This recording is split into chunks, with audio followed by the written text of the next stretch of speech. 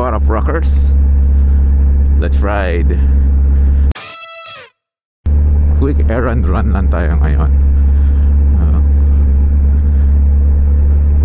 Papacheck lang natin yung salamin natin kung tama pa yung grado. So we're off to Vermosa. So magkakape lang tayo saglit din. Then pacheck na natin yung salamin. Saktong-sakto 10 o'clock opening. Meron tayong 1 hour para magkape. It's gonna be a very short ride. But alam niyo naman tayo mga riders eh. Whatever that can get us to ride our bike, why not?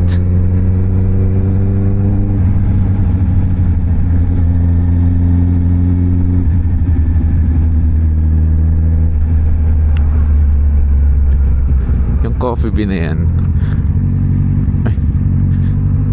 dapat siya inauna pero mabait siya. Pag sa rotonda guys, dapat mauuna yung nasa circle, pero nagkapatian naman kami, so yun.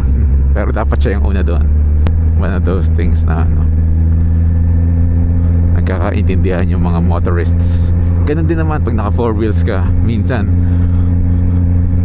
nagkakapatian na lang. Yun yung maganda doon eh, yung walang yabangan, walang away, regardless of what vehicle you're riding. 4 wheels, 2 wheels, cyclist ka, as long as you guys are sharing the road, respect lang, bigayan. So guys, habang nandito na rin kayo, share ko na rin kung nagawi kayo dito sa may Danghari intersection ng Molino. So basically,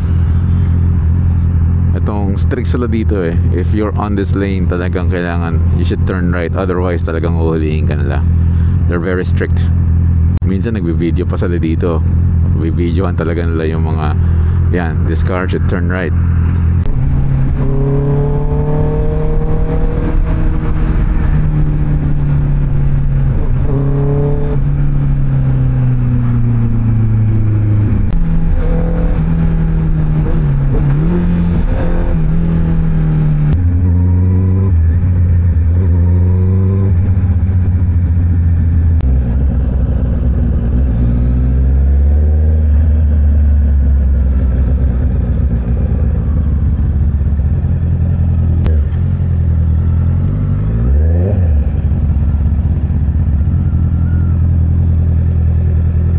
So guys, nandito tayo ngayon sa Coffee Bean.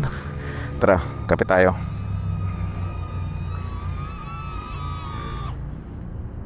Ito yung famous Coffee Bean. Talagang pinipilahan to dahil ito siya. Actually, malaki siyang lugar eh. Malaki yung place niya. And meron siyang alfresco dito sa rooftop. So, exercise mo na rin. Pero guys, tingnan nyo naman, ang ganda. Ito yung itsura niya from this view. So yung mga motorcycles nagpa-park dun sa labas and they just chill outside. Ito yung coffee shop na sobrang sikat sa Tambike. So ito. Yes, ito yung pakita ko lang sa inyo to. Ito yung tinatawag na Vermosa Coffee Bean. So ito yung view nila. So dyan, paghapon, pwede tumakbo dyan yung mga tao. Naglalaro dyan yung mga bata, may skateboard, rollerblades. Then yung iba, nagpipiknik. And then, over weekends, pagkatapos mag-cycle ng mga tao, pagkatapos nila mag-bike. So you have Pancake House there, and some of the restaurants. May Krispy Kreme din. So yun, very perfect yung lugar na to para sa mga residents dahil marami kang pwedeng gawin. Cold coffee muna tayo. And dahil sobrang init, no? So this one is influenced by our good friend Crank Casual. Laging cold drink yun eh. So far, I mean, I'm not really a coffee dude na critic. Anything na has coffee, nag-enjoy ako. Although merong isang coffee shop na hindi talaga ako nag-enjoy. Sobrang mahal niya pero hindi rin masarap. Hindi ko na in-name dahil di tayo basher. Pero ito, this one fits the bill. Okay ito sa akin. Malapit na mag-open yung mall, and then after this, patingnan natin yung salamin natin so we can go back home. So yun lang guys, thanks for watching.